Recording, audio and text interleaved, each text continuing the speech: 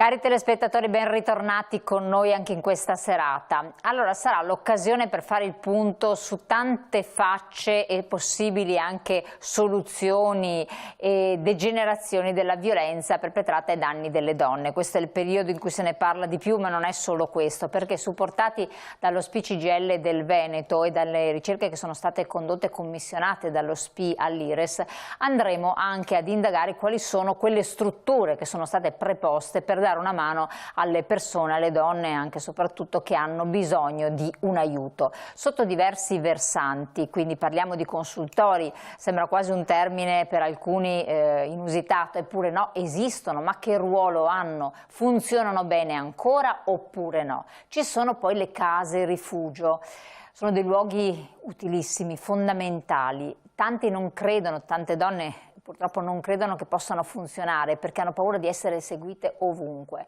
che la violenza possa comunque raggiungerle. Eppure ci sono dei luoghi che sono preposti, che ce ne sono, crescono anche, che danno una mano a chi ne ha bisogno e alla propria famiglia. Ma a monte di tutto ci sono famiglie disfunzionali, dove le cose non funzionano come andrebbero. Ci sono coppie e anche giovani coppie dove il rapporto non è un rapporto sano. Come riconoscere una famiglia dove le cose vanno potranno andare anche bene? Come riconoscere un compagno che non farà del male in generale? Come riconoscere una figlia accompagnata dalla persona giusta? Ci sono tante tematiche correlate. Lo SPI si occupa da sempre di questo, lo fa con grande passione e io vi presento le nostre interlocutrici di questa serata. E allora, ben arrivata Nicoletta Biancardi, segretaria generale responsabile del coordinamento donne dello SPI CGIL del Veneto, grazie di essere qui con noi. Ben arrivata Alicia Barban, che è segretaria dello SPI CGIL metropolitano di Venezia, grazie anche a lei. Barzan.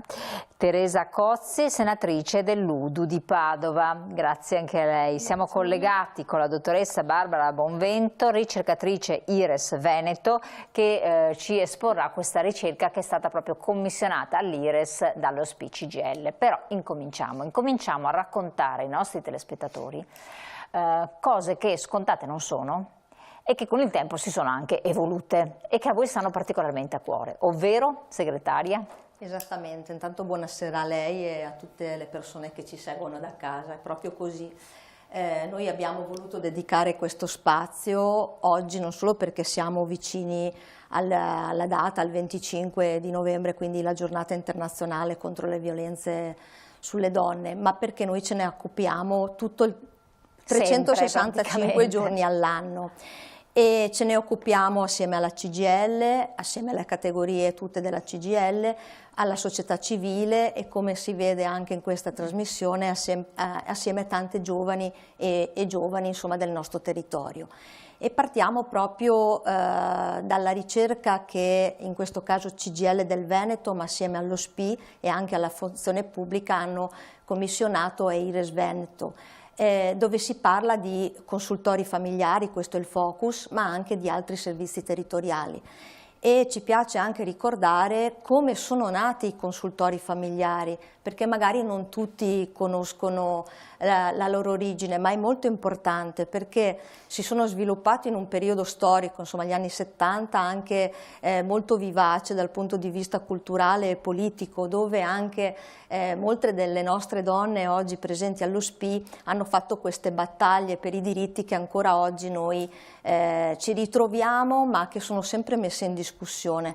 Pensiamo a quegli anni dove il movimento operaio, assieme al movimento studentesco, ma anche al movimento, diciamo, delle donne, hanno lottato per avere delle leggi che ancora noi oggi conosciamo. Una di quelle è proprio l'istituzione dei consultori pubblici del 1975, ma quegli anni ci hanno portato sempre nel 75 anche al diritto di famiglia. Ricordiamo che la donna all'interno, insomma, del nucleo familiare, della coppia tra i coniugi, fino al 75 doveva sottostare in questo caso alla potestà del marito, quindi non aveva pari diritti.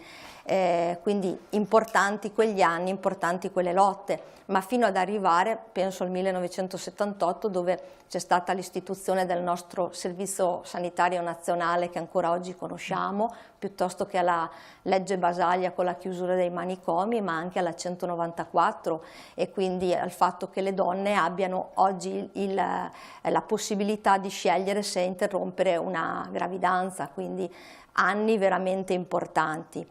I consultori familiari possiamo dire che sono stati, e vorremmo che anche oggi fossero così, un'esperienza importantissima di carattere sanitario ma anche sociale, perché all'interno di questi consultori noi troviamo specialisti di diversi campi che possono accogliere, noi oggi parliamo di donne, le loro problematiche, i loro bisogni e le loro esigenze, in una società che è in continua evoluzione. Insomma, gli ultimi anni, ecco, ci raccontano di nuovi bisogni, anche e soprattutto dal Covid in poi. I consultori possono accogliere le giovani generazioni piuttosto che l'età adulta, ma anche noi vorremmo che si ascoltassero i bisogni delle persone anziane. Ecco, posso interromperla solo un secondo, perché così rendiamo sì. anche un po' più ritmato il suo intervento, perché ha citato più volte le persone giovani. Sì. Io qua vicino avevo l'opportunità di avere una giovanissima studentessa universitaria, e allora chiedo, obiettivamente, so che voi sapete tutto, ma i suoi colleghi universitari, diciamoci, tuoi coetanei, eccetera, coetanei, sono a conoscenza di queste cose? Voi sì, ma che percezione hai? Perché ha citato tutto un percorso dove negli anni in cui sono stati formati tutte le donne giovani le conoscevano, anzi era un luogo, diciamo, veramente, come diceva la segretaria, di rifugio.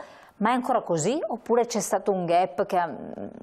Allora, sicuramente un minimo sono conosciuti, tante volte però si vede sì, perché tante volte la difficoltà è proprio quella di non sapere se ci si può rivolgere davvero o meno, perché appunto poi magari penso se ne parlerà anche, ma il definanziamento anche appunto ai centri antiviolenza da giovani, diciamo, donne che magari viviamo anche queste esperienze, sappiamo che potrebbe esserci più difficoltà, ecco, quindi secondo me in tanti casi anche non si conoscono.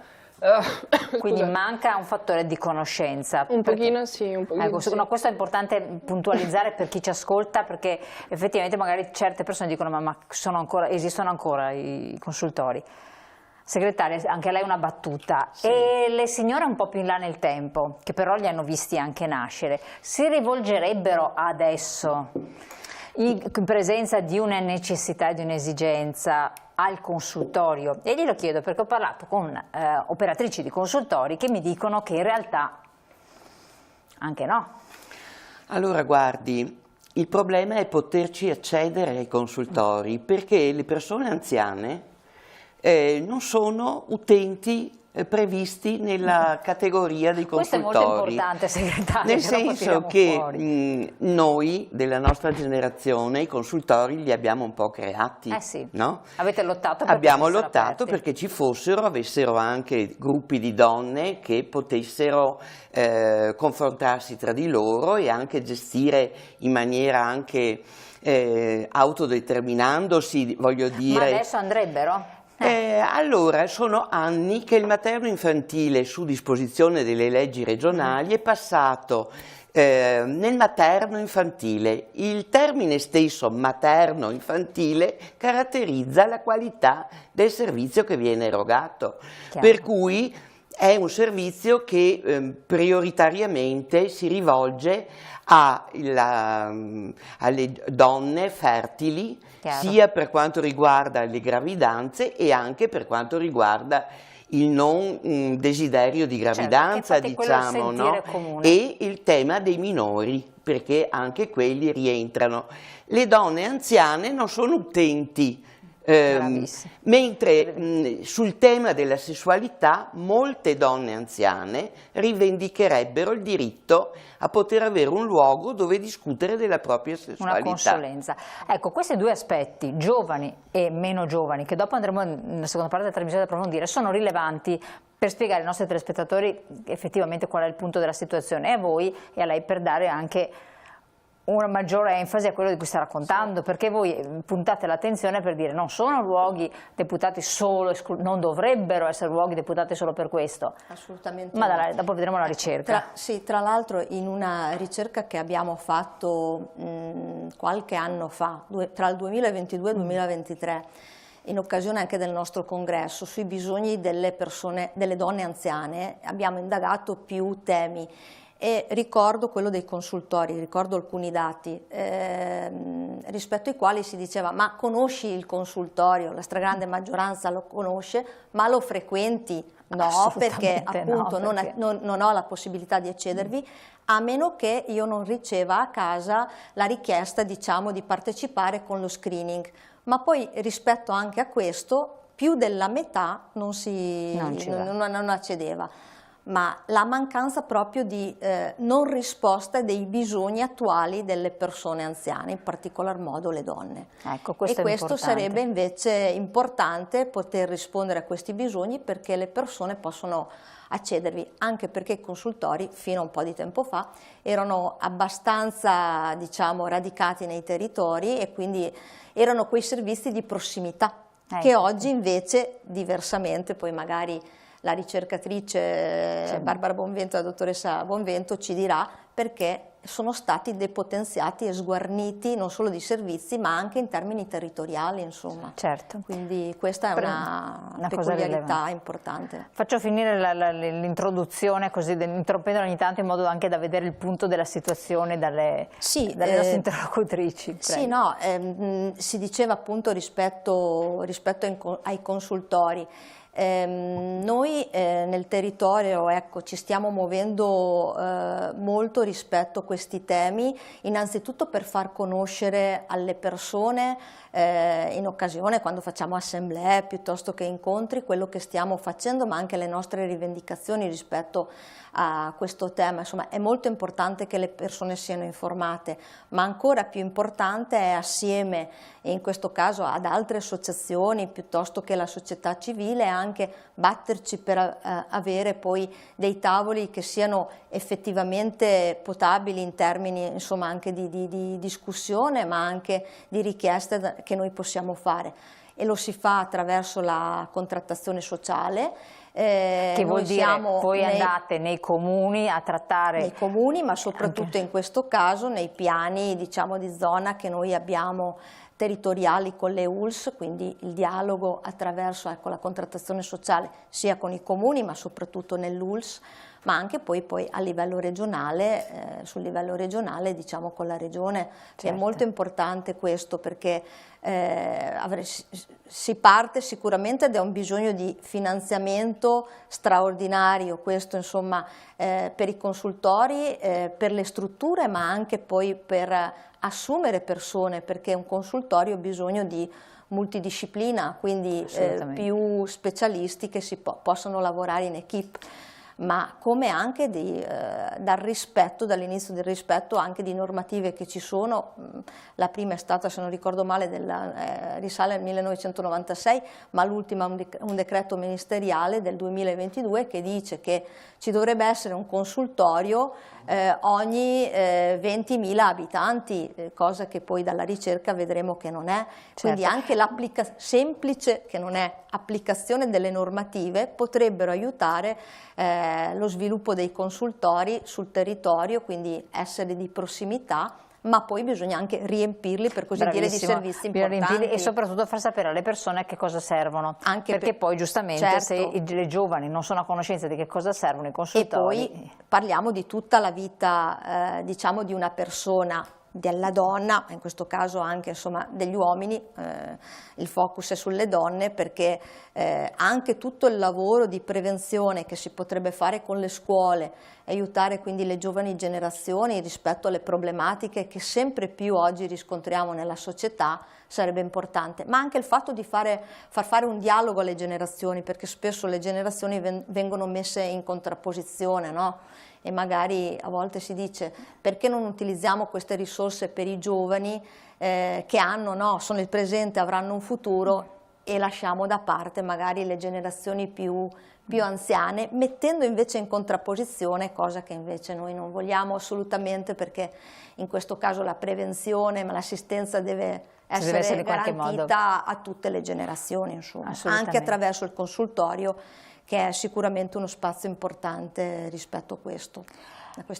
E per stare un po' nel tema che voi state sottolineando, nel caso di violenza alle donne, visto che appunto ci rifacciamo a questo periodo, dovrebbe essere anche un luogo dove le donne possono trovare assistenza, accoglienza e supporto in presenza di problematiche. Assolutamente. Anche se i pronto soccorsi si sono attrezzati, vero? Sono attrezzati, però insomma diciamo che non è probabilmente al di là della cura in emergenza, ma non è sicuramente il luogo ideale. Tra l'altro il consultorio potrebbe fare tutta quella parte di prevenzione prima di arrivare assolutamente alla violenza, piuttosto che alle violenze, perché non c'è solo la violenza fisica, dopo analizzeremo ma ci sono vari tipi di violenza.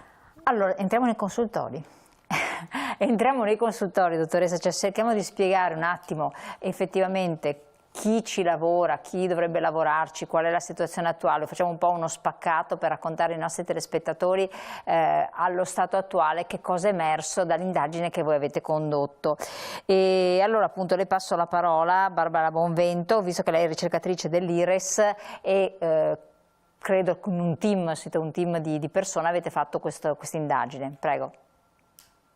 Sì, abbiamo fatto questa analisi sulla diffusione dei consultori all'interno della regione, abbiamo un po' confrontato i dati con quelli presenti appunto all'interno nazionale, a livello nazionale abbiamo cercato di definire quali che sono le attività che vengono, naturalmente attività prevalenti all'interno del consultorio, e il quadro che emerge è un quadro poco rassicurante dal punto di vista regionale, perché effettivamente se, come diceva la dottoressa Biancardi, c'è appunto la legge prevede un consultorio familiare ogni 20.000 abitanti e questa standard, diciamo così, lo ribadisce anche quello che è il regolamento per la definizione dei modelli di assistenza territoriale, il DM 77 del 2022, è vero che in Italia c'è un consultorio ogni 29.000 abitanti, mentre il Veneto è un consultorio ogni 44.000 abitanti, quindi siamo completamente al di fuori di quello che è lo standard appunto raccomandato, ed è la Regione Veneto,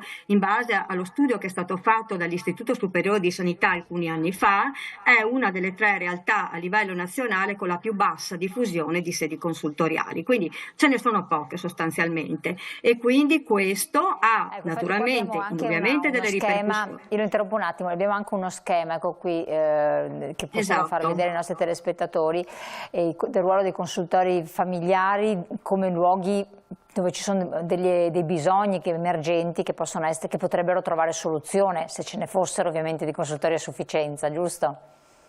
Giusto, perché proprio la legge costitutiva dei consultori familiari aveva proprio come obiettivo quello della loro istituzione, proprio la consulenza rispetto a quelli che sono i nuovi bisogni che la società da sempre mostra, e tra questi nuovi bisogni certamente, come vediamo, c'è la difficoltà all'interno della famiglia, c'è le relazioni familiari che diventano a volte complesse, a volte appunto conflittuali, diciamo così. Ci sono poi gli episodi di violenza naturalmente assistita, quindi abusi, maltrattamenti, e un altro aspetto molto importante che comunque ha a che fare sempre con la fragilità, diciamo, la fragilità presente all'interno della famiglia, appunto la scelta della genitorialità, che è di cui fino a qui non si è parlato, ma è molto importante il ruolo dei consultori anche proprio nella consulenza delle pratiche di interruzione di gravidanza, e quindi in tutto l'accompagnamento che può essere rivolgerci appunto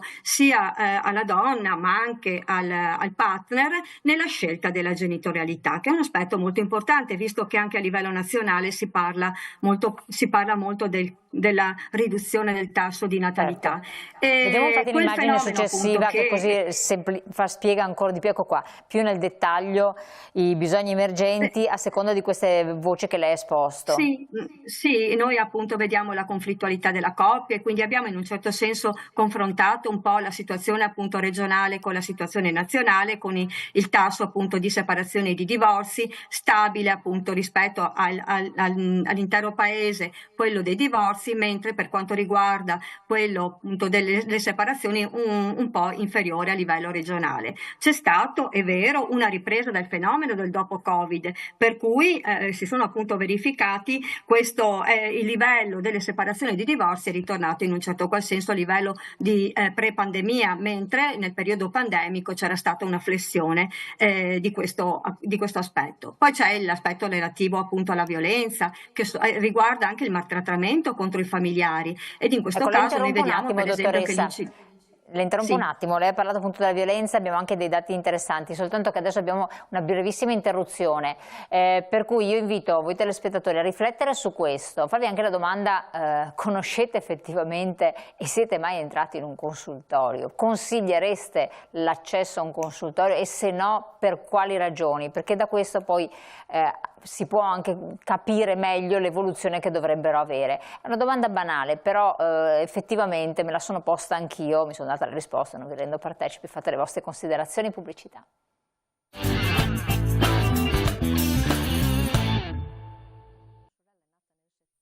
Come immaginate noi chiacchieriamo fuori onda, perché vengono fuori poi le cose più interessanti, sono sempre quelle che vengono fuori onda.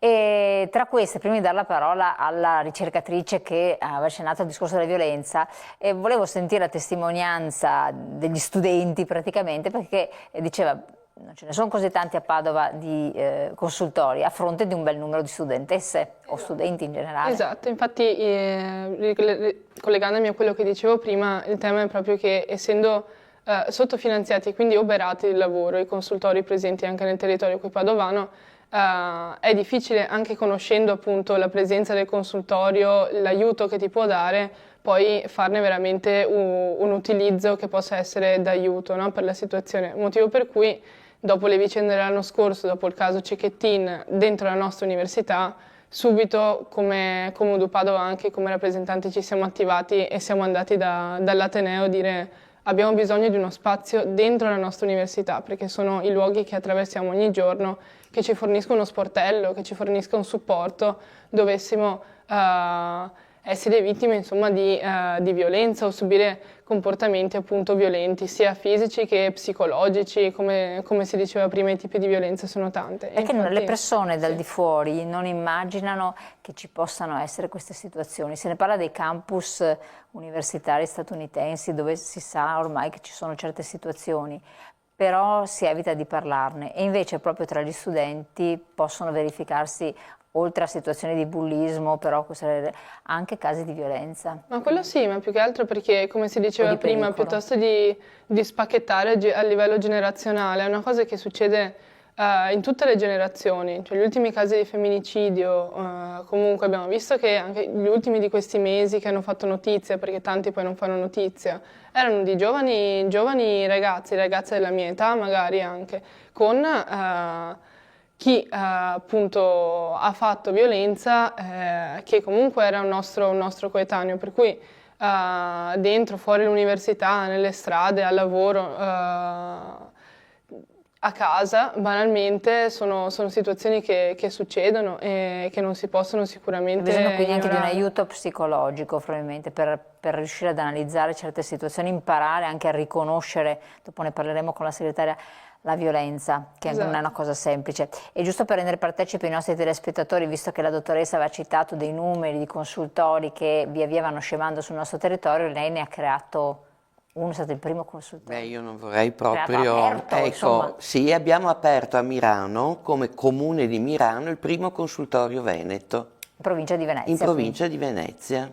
Ancora prima del famoso consultorio veneziano che poi ha fatto una storia importante per i movimenti femminili, insomma. Ed è rimasto? C'è? Abbiamo più consultori perché adesso, essendo passati poi alle aziende USL, dovevano garantire degli standard e una diffusione di un certo tipo.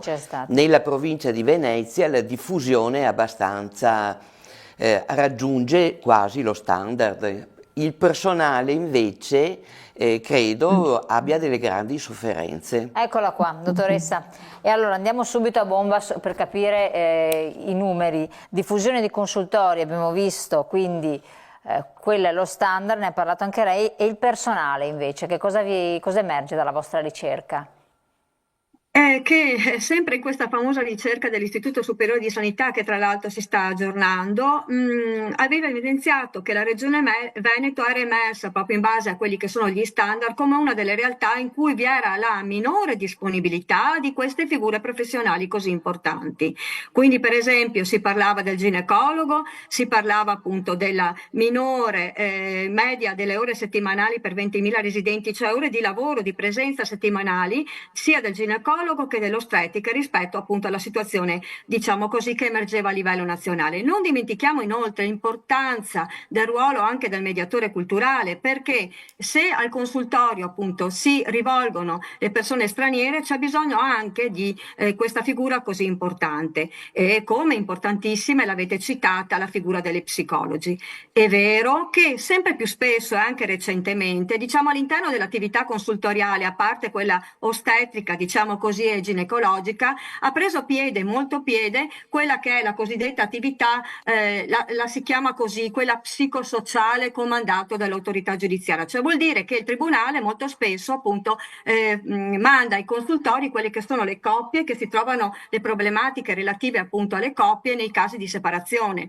Questo da parte di alcuni tende sostanzialmente a saturare il ruolo dei psicologi, perché gli psicologi all'interno del consultorio sono molto più coinvolti all'interno di queste attività piuttosto che nell'attività, per esempio, come si diceva, dell'interruzione di gravidanza, oppure proprio nelle attività nei casi di violenza familiare. Quindi esiste un po' questa problematica all'interno dei consultori, cioè poche figure professionali, come abbiamo detto, e diciamo così oberate di lavoro in alcune attività piuttosto che altre. La presenza delle figure professionali è importantissima, sottolineo questa cosa, perché poi le attività che vengono svolte all'interno dei consultori sono fortemente condizionate dalle figure professionali che ci sono all'interno.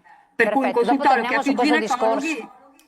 No, dopo torniamo su questo discorso e passiamo anche ai centri antiviolenza, su quale avete anche là fatto un'indagine. Segretaria, è una criticità di non poco conto questo, cioè il fatto che non ci siano certi professionisti, come diceva appunto la dottoressa, caspita. Assolutamente cambia. Sì, ma pensiamo alle persone anziane, alle donne che ci chiedono appunto dei consultori, anche una nuova figura come quella del geriatra potrebbe essere inserita. Non mi risulta che ci siano geriatri, vero? No, oltre a tutti gli specialisti che insomma si conoscono all'interno del consultorio, però proprio ascoltare i nuovi bisogni delle nuove generazioni, ma anche appunto delle donne anziane, è importante per poi poter sviluppare meglio questo tipo di servizio. Certo, servono dei finanziamenti. Qua le chiedo, segretaria, visto che voi tra l'altro, vabbè, non solo avete rapporti, relazioni con i comuni, la pubblica amministrazione, eccetera, del PNRR, di cui abbiamo parlato più volte, c'è qualche cosa? Rispetto ai consultori? Intanto iniziare a rispettare un consultorio ogni 20.000 abitanti, cosa che non è. Ma ci sono finanziamenti? Finanziamenti no, la cosa più drammatica è tra l'altro che non c'è una prescrizione per le regioni di inserire i consultori ad esempio all'interno delle case di comunità. Poi non facciamo la distinzione perché magari anche il pubblico a casa tra hub, spoke, eccetera, però il decreto non è prescrittivo, quindi dove andranno a finire, tra virgolette, i consultori? Si è fatta la domanda che volevo farle io. Esatto, punto di domanda. Qualcuno potrà essere, perché magari lo sarà, inserito dentro le case di comunità, ma non è un obbligo. E poi ci sta tutta la problematica legata al personale, come raccontava bene prima con i numeri anche la dottoressa Bonvento, se non investiamo, certo possiamo investire sul luogo fisico, che sarebbe già qualcosa, ma poi lo dobbiamo riempire di qualità. Riempire di qualità vuol dire mettere dei professionisti che possano poi svolgere i servizi, come si diceva, e quindi che le persone possano accedere, possono trovare ascolto e risposte, insomma, e retribuirli, perché questo è l'altro aspetto, perché se anche logisticamente si costruiscono, devono essere anche devono essere diciamo, riempite di qualità, bravissima, non solo in quantità. Allora, questo è il capitolo un po' dei consultori, dopo magari ci torniamo perché deve aggiungere qualche cosa, segretaria, a questo proposito? Sui consultori? Sì, no, sui consultori, come diceva la nostra segretaria regionale, purtroppo sono in ridefinizione secondo me, perché non sono l'unico servizio che si occupa di famiglia o di problematiche emergenti nel territorio. Per esempio c'è adesso che i centri antiviolenza sono i centri specializzati che trattano la violenza di genere, quindi c'è un rapporto, anche una difficoltà di capire nelle persone normali dove rivolgersi, perché ci sono i consultori, ci sono i CAV, ci sono i servizi sociali dei comuni che hanno l'obbligo della tutela dei minori, quindi il rapporto... il problema è che non c'è nessun servizio che possa pensare di essere autosufficiente. Il significato di rete, di relazione, di protocolli tra il sociale e il sanitario e fra gli enti che si occupano dei temi delle persone è la soluzione, non so come dire. Certo. No? Prima di passare ai centri antiviolenza, che so che la dottoressa ha fatto una ricerca. Sì, prego. Posso aggiungere una cosa, che quando noi parliamo di consultori familiari bisogna essere d'accordo che noi non parliamo di consultori socio-educativi, perché all'interno della regione ci sono anche altre strutture che vengono definite consultori, sono strutture del privato accreditato. Noi parliamo di consultori familiari che facilitano, che rendono possibile l'integrazione, diciamo così, tra la parte sociale e la parte sanitaria. Questo è molto importante perché molto spesso troviamo semplicemente la dizione consultori, ma non si tratta dei consultori familiari, quelli che hanno appunto una loro collocazione all'interno del sistema socio-sanitario, ma i consultori socio-educativi, che sono un'altra cosa. Grazie. Grazie, non creiamo altra confusione, solo una cosa. Alla luce di tutto questo, se una giovane donna avesse una situazione difficile, abbiamo visto anche delle immagini abbastanza toccanti in cui... Ecco, dove ti sentiresti di consigliarla di andare? Sicuramente noi anche quando facciamo il nostro lavoro appunto di rappresentanza consigliamo sempre i numeri dei consultori, i numeri dei centri antiviolenza e adesso appunto il nuovo sportello di ascolto che sta in università, esatto, perché ripeto la diffusione di questi centri è proprio atta a stare vicino al posto in cui si è, ai luoghi in cui ci si è anche abituati a muoversi e a vivere banalmente. Per noi è l'università. Assolutamente. Allora dottoressa, le si è aperta la porta per farci schematicamente un po' capire i centri antiviolenza come sono messi sostanzialmente, perché poi io immagino, ho chiesto appunto alla dottoressa che è giovane cosa si sentirebbe di consigliare, però prima ancora di passare la parola, una signora di una certa età che alla fine non ne può più, giustamente, e che dice devo andare da qualche parte a farmi aiutare, anche psicologicamente, entrare in un centro antiviolenza è impattante, cioè sì. Fare la scelta di andarci non è così... Certamente.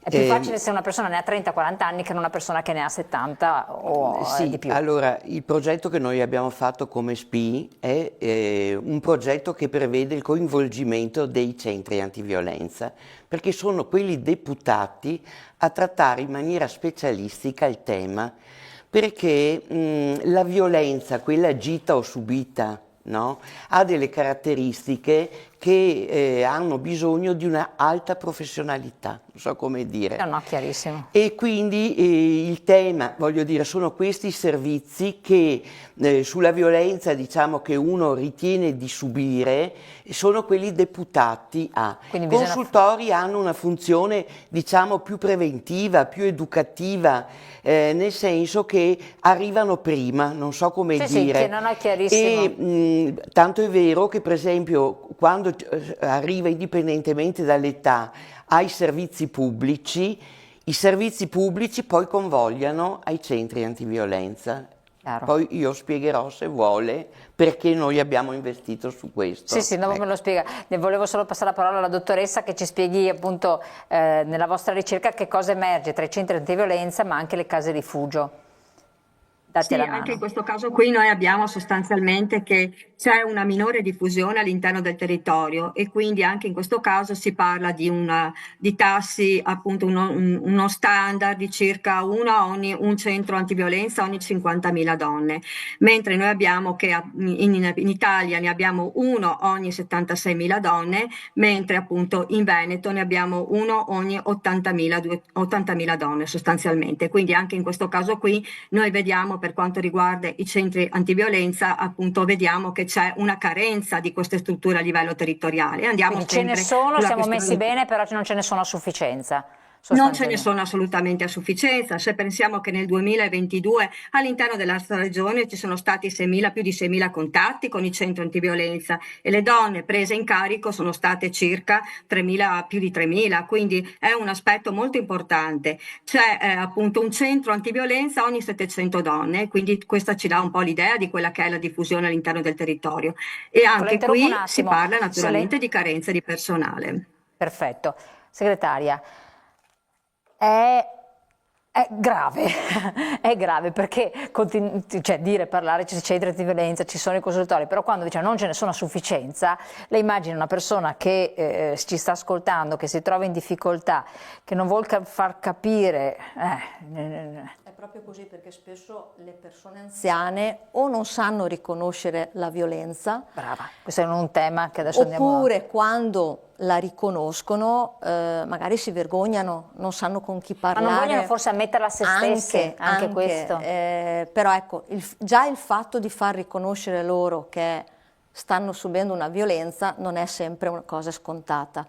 Quindi anche nelle interlocuzioni che noi abbiamo, ma sempre facendo, diciamo, memoria rispetto a quell'indagine che abbiamo fatto, insomma, sui bisogni delle donne, tante ci dicevano che hanno bisogno di informazione, di formazione rispetto a questi temi, ma poi ci chiedono o ci chiedevano dove si devono rivolgere, cioè al di là di tutto quello che abbiamo detto, ma i primi passi anche è dire: bene, hai una persona che può essere un familiare, un'amica, anche della quale ti fidi, dove naturalmente vai a parlare di questo problema e assieme fate magari anche, ti può accompagnare in un percorso che naturalmente deve essere seguito da professionisti, ma anche una figura come il medico di medicina generale, piuttosto che un assistente sociale. Se tu non hai vicino, perché poi parliamo anche di persone che non riescono a muoversi, se non hai niente vicino, parlare con queste persone in modo tale che loro ti possano accompagnare in un percorso, perché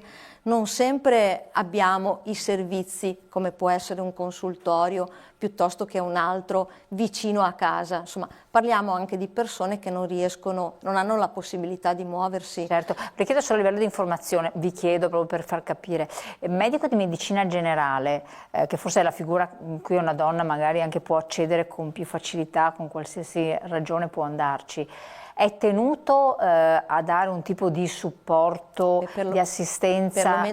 Perlomeno mettere la persona in condizioni di poter avere dei contatti. Sicuramente è la persona che può dare delle indicazioni rispetto alla rete. Quindi è una soluzione, oltre il 1522. Dopo voglio dire, guardate che i servizi sociali, che sono un LEPS, quindi un livello essenziale, ci sono in tutti i comuni. Quindi voglio dire, forse Il tema è far conoscere, come lei chiedeva prima, esattamente com'è strutturata la rete dei servizi, Certo. perché se non si conosce quella esatto, non si riesce ad accedere, no? Assolutamente. Dottoressa, io le avevo portato via la parola, ma rapidamente mi stava dicendo che manca il personale qualificato.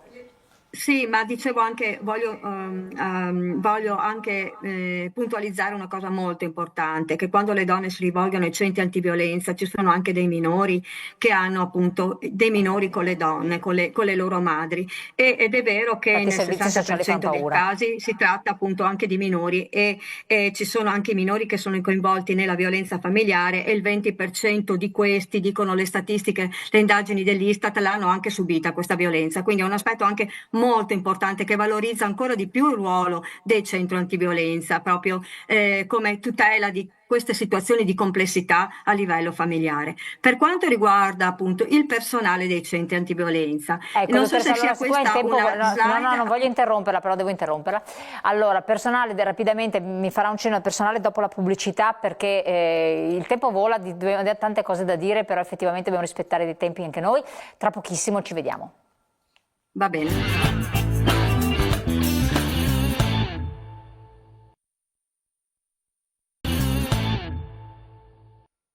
Dottoressa, siccome il tempo ci vola letteralmente, solo 2 parole sul discorso delle case rifugio, che cosa emerge? Proprio velocissima, poi la lasciamo andare, so che anche lei ha un impegno. Sì, noi abbiamo visto appunto che anche per quanto riguarda le case rifugio appunto sono meno diffuse a livello appunto territoriale, e che per quanto riguarda, c'era una slide molto interessante relativa all'organizzazione, proprio come è organizzato il servizio. Ecco, questa è una slide molto importante, perché ci dice che per esempio sia per quanto i centri antiviolenza soprattutto, ma anche nelle case rifugio vediamo, quelli presenti in regione hanno un numero di sportelli superiore alla media nazionale, quindi da questo punto di vista appunto abbiamo un numero di sportelli, hanno una segreteria telefonica dedicata, un numero verde, ma offrono una reperibilità H24 soltanto nel 20% dei casi, che è un aspetto molto importante relativamente all'attività dei centri antiviolenza. Per quanto riguarda appunto le case rifugio, si evidenzia come minore percentuale di locali dove poter svolgere consulenze nell'ambito della privacy, una linea telefonica dedicata. Questa indagine che è stata effettuata dall'Istat evidenzia appunto che ci sono alcune carenze proprio all'interno, proprio nell'organizzazione proprio del servizio. Certo. Quindi pensiamo a quanto sia importante la reperibilità, per esempio H24 è fondamentale. Dottoressa, io la ringrazio tantissimo, l'abbiamo portato via anche tanto tempo, è stata gentile a restare con noi e ci congediamo dalla dottoressa, le auguriamo buon lavoro naturalmente, grazie di essere stata anche qui con noi, di averci illustrato questa ricerca interessantissima, richiederebbe molto più tempo ma purtroppo non ne abbiamo. Grazie ancora. Ringrazio voi e naturalmente saluto tutti i telespettatori che sono con noi. Grazie, arrivederci. Grazie molte. Buonasera. Passiamo subito al discorso di cui ha accennato più volte, segretaria, i tipi di violenza, perché molte situazioni che coinvolgono soprattutto persone anziane, perché le giovani sono anche molto più, però abbiamo capito non completamente, non sanno riconoscere dopo anni di reiterato comportamento di un certo tipo che stanno subendo una reiterata violenza, perché non è solo lo sberla. No. Allora, ci sono tanti tipi di violenze e ce ne sono alcune che accomunano, per così dire, le persone anziane. Tra l'altro ci tengo a dire che non ci sono tantissime ricerche, o meglio è molto difficile trovare ricerche e dati rispetto alla violenza sulle donne anziane. È un tema ancora poco... È delicatissimo, esatto, è molto delicato ma anche poco indagato. C'è la violenza fisica che si distingue dalla violenza sessuale. E fisica purtroppo le donne anziane diciamo ne subiscono, che è proprio il danno fisico, lo schiaffo, la sberla, il calcio, essere anche legati, costretti in un letto piuttosto che sulla sedia a rotelle, questo succede. Infatti vediamo casi poi di omicidi. La violenza sessuale è meno perpetrata in questo caso nelle donne anziane, però purtroppo anche questo succede. Vi è la violenza economica e anche finanziaria. Perché economica? Perché spesso le donne magari non hanno un proprio reddito, una propria pensione, o hanno una pensione rispetto alla quale non possono usare poi diciamo, l'economicità del proprio reddito. Spesso sono costrette a firmare anche assegni, donazioni, eredità, cioè, quindi c'è anche una costrizione psicologica rispetto a questo. Vi è appunto la violenza psicologica perpetrata in varie maniere, da familiari ma anche da altri soggetti. Vi è una violenza, per così dire, per omissione, cioè il fatto che questa è perpetrata soprattutto diciamo, dai parenti, figli, ma dai parenti, lasciare le persone sole, senza assistenza, senza servizi, abbandonate di fatto. Come un'altra è la violenza, noi diciamo, medica, o abuso di farmaci, oppure non ti do il medicamento di cui hai bisogno, questo molto più negli anziani. Ma anche quella che noi chiamiamo istituzionale, civica, cioè il fatto che tu, siccome sei anziano, vali meno nella società rispetto a un altro essere umano. È un po' il discorso dell'ageismo, no? Per un fatto d'età, esempi, stai zitto tu che non sai niente, che sei anziano, piuttosto quello che dicevamo prima, è meglio investire su un giovane, quindi le risorse pubbliche giovani, e dico magari fossero anche investite in questo periodo, e meno negli anziani, perché comunque sono a fine vita. Ricordiamoci anche che tempo fa qualcuno aveva detto che da una certa età in su, non mi ricordo l'età ma non voglio neanche ricordarmela, si poteva anche tirare via il diritto al voto alle persone anziane, quindi insomma questo penso che sia una grande violenza che si fa alle donne, in questo caso insomma che ho citato anche gli uomini. Quindi di violenze purtroppo di tipo diverso, magari me ne sono anche dimenticate. E dopo c'è quella con lo digitale, lo stalking. Certo, che è più, diciamo, utilizzata in questo caso magari dalle giovani generazioni, ma anche dagli adulti, magari meno dagli anziani. Certo. Però, ma quella psicologica è anche molto subdola, perché sì, denigrare una persona che ormai non ha più una propria identità. Diciamo che quella della mancanza di assistenza, quindi omissione diciamo dei servizi piuttosto che della solitudine, ma quella medica, anche quella economica, sono molto pesanti. A questo proposito, voi avete operato sul territorio concretamente, sì, in queste settimane, dopo sentiamo anche per i giovani. Praticamente noi avevamo fatto l'anno scorso, in occasione appunto di novembre, nella giornata sulla violenza delle donne, una mostra che si chiamava Tragitti e diritti e tragitti, che segnalava appunto la diversità delle tipologie di violenza che si possono fare sulle donne. Volendo però dare anche un significato positivo, cioè la lotta, l'impegno e il ruolo del sindacato in questo caso doveva servire per mantenere delle azioni di mobilitazione che appunto potessero superare l'handicap, perché altrimenti non c'è speranza. Certo. Quindi noi dobbiamo dire sì, c'è la violenza, ma dobbiamo porci il tema anche di come poterla affrontare e di come poter supportare le persone che hanno più fragilità in questo senso. Per cui come SPI, da questa mostra che abbiamo fatto, che è itinerante e continua a girare tuttora in tutto il territorio metropolitano, sensibilizzare le persone. Sì, avevamo fatto un dibattito con un gruppo di operatori di un CAV, di un centro antiviolenza, e da lì ci è venuta l'idea. E cosa abbiamo fatto?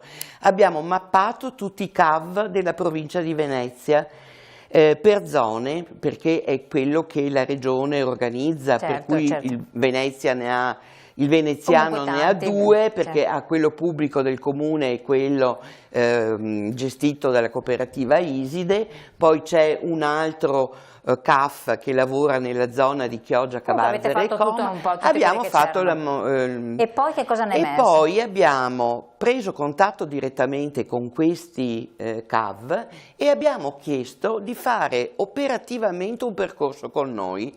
Noi abbiamo 16 leghe, 50 sedi, 44 comuni e gli Quindi abbiamo siete detto, più presenti sul territorio. Sì, abbiamo 100 circa collaboratori volontari che aprono sportelli, che ricevono persone. L'anno scorso ne abbiamo schedate, e quindi non tutte, quelle che sono venute, quasi 20.000. Voi capite che avere l'accesso di 20.000 persone dovevamo fare una sensibilizzazione all'interno dell'organizzazione e quindi abbiamo chiesto agli operatori dei CAV di fare una formazione per riconoscere i segnali della violenza, anche utilizzando, vedo che sono passate le slide eccetera, in modo che cogliessero, diventassero delle sentinelle nel territorio. Abbiamo coinvolto più di 80 collaboratori. Quindi è una cosa molto più presente, più capillare, sfruttando le risorse che avevate già a disposizione. Sì, usando le collaborazioni degli operatori che lavorano nei CAV, che sono i centri antiviolenza del territorio. Quindi credo abbiamo fatto un'operazione importante, perché abbiamo fatto formazione a tutta la struttura, diciamo. Per evitare le situazioni più gravi. No, la interrompo un attimo per passare in parallelo a questo, quindi è molto utile sfruttare già quello che si ha per far crescere anche dal punto di vista umano le persone che possono dare un aiuto a chi ne ha bisogno. Quindi il messaggio è che anche quello, ci sono anche le sedi dello SPCGL presenti sul territorio che possono darvi una mano, e non è cosa di poco conto. Per i più giovani invece, che cosa avete già aperto? Una specie di consultorio all'interno dell'università? Sì, diciamo che è uno Però sportello. Che cosa hanno bisogno? Qualcosa di diverso? No, sicuramente facendo parte di una generazione che in questo caso sta ancora seguendo percorsi di istruzione e di formazione. Io parlo per l'università, ma tutti i ragazzi e le ragazze delle superiori, delle medie, delle elementari addirittura, se non parte da lì proprio la formazione, se non sono i luoghi di istruzione a portare avanti anche un cambiamento, anche una riflessioni diverse rispetto a quello che vediamo e abbiamo visto in tutti questi anni, secondo me insomma non si va molto lontano. Ecco. Ed è il motivo per cui lo sportello di ascolto che abbiamo aperto in università è stato un grande primo passo, e con questo anche una relazione con le scuole, perché era proprio un progetto condiviso, e diciamo che non bastava solo non basta solo il momento di supporto, ecco, dopo che le cose sono già successe. Serve tutta una parte prima, tutta una parte che ci insegna a stare assieme, ci educhi a stare assieme. Perché la famiglia a questo punto non è sufficiente. Perché in realtà uno viene a pensare, uno pensa, ma se siete ancora giovani, avete la famiglia, invece qua si vede la famiglia fragile di cui parlava la segretaria. Le famiglie, ci sono tanti tipi di famiglie, c'è chi la famiglia ce l'ha, chi non ce l'ha, ci sono tantissime situazioni diverse, non può essere solo quello il nucleo in cui veniamo educati. Banalmente da quando abbiamo 6-7 anni finché non ne abbiamo 25 siamo a scuola, siamo all'università per la maggior parte della nostra giornata, e ci rapportiamo con altri nostri coetanei, con altre figure come i docenti, come le maestri, cioè i professori, che sono figure più grandi di noi, sono adulti. Quindi la richiesta e l'istanza è anche quella di avere la possibilità di crescere come persone, anche nelle relazioni tra di voi, nei contesti che frequentate di più, quindi perché la famiglia non è in grado di dare un supporto, e poi non sempre le famiglie sono strutturate in modo... Ma certo, il fatto secondo me è proprio che ci sono delle ore adibite alla cittadinanza, che dopo siano problematiche e non vengano usate davvero all'interno delle scuole, ma che ci sia proprio un percorso, che vengano usate anche queste ore, che ne vengano aggiunte anche, e questa è anche un po' la richiesta, per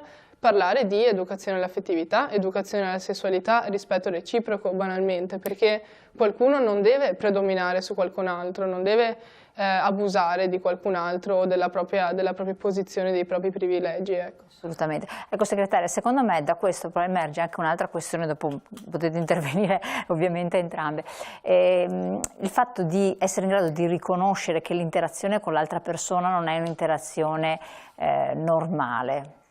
Cioè, perché la violenza, sto pensando ai casi che hanno visto coinvolte giovani donne, dove anche in famiglia un bravo ragazzo, chi avrebbe mai detto, poi in realtà analizzando da vicino i stessi compagni ci hanno detto ma c'erano a volte delle reazioni, quindi andare più ancora in profondità dell'analisi del rapporto, no? Assolutamente sì. E lì ci sono responsabilità dei genitori anche, però sì, imparare a far riconoscere... Ma qui, ecco, se i consultori ci fossero e fossero numerosi dosi, come dicono anche le leggi che insomma prima citavamo, probabilmente anche, diciamo, la società tutta sarebbe stata anche più abituata a frequentare, no, questi luoghi, e soprattutto questi luoghi con il personale competente poteva già negli anni, no, andare a fare ad esempio dei percorsi formativi già nelle scuole, quindi già preparare la società rispetto a alcune problematiche, ma lo stesso gli adulti piuttosto che gli anziani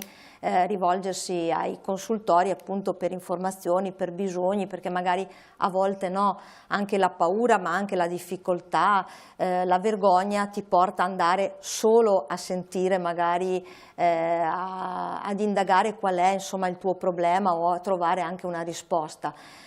Diciamo che collettivamente adesso sarebbe importante invece non solo avere le informazioni e la formazione, ma trovare poi anche i percorsi sui quali muoverci. Prima passava la slide del bel lavoro che hanno fatto gli studenti e le studentesse, Un posto sicuro, se non ricordo male il titolo, dove hanno loro mappato, no, nel nostro Veneto a livello provinciale la situazione com'è.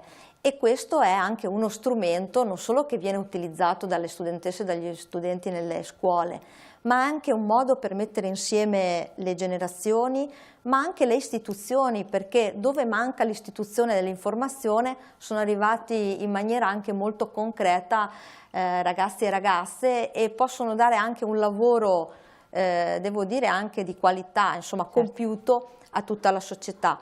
Questa sera siamo qui anche insomma, a dimostrare che lo SPCGL e la CGIL insomma, dialoga con le giovani generazioni, ma non solo su questo tema, perché insomma, tante altre volte siamo venuti in trasmissione, penso alla legalità, ai campi della legalità, ma tante altre cose, perché per tenere vive certe problematiche, assolutamente far capire sì, che e trovare insieme, cioè fare delle battaglie, ma poi andare nel concreto, trovare delle soluzioni, quindi fare insieme anche delle assemblee pubbliche dove invitiamo la cittadinanza tutta, insomma, a parlare con noi, ma anche a informarsi. Penso che sia una cosa molto importante, dove possiamo anche chiamare, diciamo, al nostro tavolo le istituzioni che insomma ci possano, per così dire, ci si possa confrontare e raccontare anche lo stato dell'arte, insomma. Infatti, per migliorare. Sì. Una battuta di chiusura vuole farla? Vedevo che no, voglio soltanto dire che c'è un altro aspetto. Velocissima, perché siamo in chiusura. Sì, sono quelli che fanno le violenze, che bisogna occuparsi anche di loro. Sì, questo è un altro capitolo. Che è un grosso capitolo importantissimo, non soltanto per il recupero e per la consapevolezza della persona che maltratta, ma soprattutto dentro le strutture familiari dove i figli assistono alla violenza e devono poter ricostruire l'immagine paterna in senso positivo, non solo ma questo apre un altro distruttivo. versante, forse anche una struttura più... No, siccome quest'anno lo SPI di Venezia dedica a questo tema un intervento specifico, credo che bisogna un po' ricordare che c'è anche questo aspetto, insomma. Assolutamente. Sì. Io la ringrazio anche di questo. Allora, grazie Nicoletta Biancardi, segretaria generale responsabile del coordinamento donne dello SPCGL del Veneto, in questa veste, questa volta soprattutto. Licia Barzan, segretaria dello SPCGL metropolitano di Venezia, grazie anche a lei. E poi a Teresa Cozzi, senatrice UDU, cioè di studenti, rete degli studenti di Padova, e naturalmente la dottoressa che è stata collegata con noi, che ci ha illustrato questa ricerca dell'IRES, che è stata commissionata dallo SPCGL regionale Veneto. Grazie a voi telespettatori di averci seguito, la puntata poi la potete rivedere naturalmente sul web, riflettete sulle tante cose che sono state dette, date una mano a chi ne ha bisogno, cercate di stare vicino a chi pensate che possa subire una delle tante forme di violenza, perché uscire dal circo della violenza si può e aiutare gli altri si può fare. Buon proseguimento, buona serata, grazie.